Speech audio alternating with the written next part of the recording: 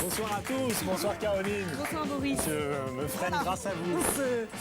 C'est parti pour 88 minutes. Comme toutes les semaines, nous sommes ensemble pendant quasiment 1h30, parce que 88 minutes, vous avez calculé par vous-même, ça fait quasiment 1h30. Exactement. Pour décrypter l'actualité, comme toutes les semaines, avec de nombreux invités cette semaine encore. Et une très belle émission ce soir, comme d'habitude, nous espérons, une émission en tout cas placée, vous allez le voir, sous le signe ce soir du franc-parler, de l'humour et du rêve. Ça c'est pour la fin de l'émission. Et nous commencerons avec du franc-parler. Eh ben oui, du franc-parler avec deux francs-tireurs de la presse, et ça fait longtemps que ça dure. Charlie Hebdo et deux de ses principaux représentants en les personnes de Cabu, le grand dessinateur que nous aimons tous, qui s'expose en ce moment à la mairie de Paris, et bien entendu le patron de Charlie Hebdo, Philippe Val, qui sera avec nous pour commenter l'actualité. Et ils seront rejoints par Théo Klein, avocat évidemment, et puis surtout l'un des présidents les plus marquants du CRIF, le Conseil représentatif des institutions juives de France. Il viendra nous présenter ce soir son nouvel ouvrage, un travail de réflexion sur le personnage un peu oublié d'Isaac, très utile en tout cas pour comprendre le monde contemporain, vous allez voir.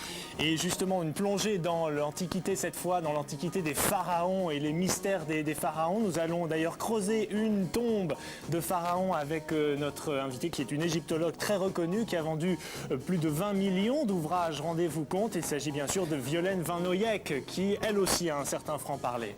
Et du rêve, toujours avec notre invité surprise. Alors après l'Antiquité, la science-fiction. Alors lui aussi a vendu énormément d'ouvrages, plus de 15 millions de livres vendus dans le monde. Alors je vous donne quand même un petit indice, Boris, si je vous dis fourmi. Ah, j'ai une petite idée. Voilà. J'ai une petite idée, mais c'est un tout petit indice. En tout cas, cette fois, avec son nouveau livre, il nous montrera qu'il est possible de vivre ailleurs que sur Terre. Et oui. Ça devrait sans doute plaire d'ailleurs à notre invitée principale cette semaine, parce que c'est une des ministres les plus jolies de la Ve République, on peut le dire. Ses pommettes en rougissent. Il s'agit bien entendu, vous l'aurez reconnu, d'Elisabeth Guigou, mesdames, messieurs. Bonsoir, merci d'être avec nous. Asseyez-vous dans le fauteuil blanc, comme il se doit, c'est votre place pour la soirée. Merci Elisabeth Guigou d'être avec nous.